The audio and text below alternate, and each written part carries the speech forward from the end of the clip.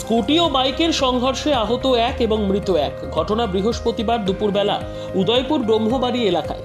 ঘটনার খবর পেয়ে উদয়পুর দমকল কর্মীরা ঘটনাস্থলে ছুটে গিয়ে আহত দুজনকে উদ্ধার করে টেপানিয়া স্থিত গোমতী জেলা হাসপাতালে নিয়ে গেলে কর্তব্যরত চিকিৎসক সুপ্রিয় বৈষ্ণব নামের 72 বছরের ব্যক্তিকে মৃত বলে জানান। অপরদিকে শ্রীমতী সন্ধ্যা দাস ওনার স্ত্রী অল্প বিস্তর আহত হয়েছে বলে জানা যায়। এদিকে ঘটনার খবর পেয়ে আরকেপুর থানার পুলিশ ঘটনাস্থলে ছুটে গিয়ে ঘাতক বাইক চালক ও বাইক উদ্ধার করে থানায় নিয়ে যায়। একটা পেশেন্ট নিয়ে এসেছিল সুপ্রিয় বৈষ্ণব 72 ইয়ার্স। আমরা ওনাকে মৃত পেয়েছি। যখন আনা হয়েছিল পেশেন্ট অলরেডি মৃত ছিল। আমরা এসিজি করে কনফার্মও করে নিয়েছি। এখন পুলিশ ইনফরমেশন দেওয়া হয়েছে। পুলিশ এসে এটা ডিসাইড করবে যে পোস্টমর্টেম লাগবে কিনা। যখন যদি পোস্টমর্টেম হয় তখন মৃত্যুর কারণ জানা যাবে।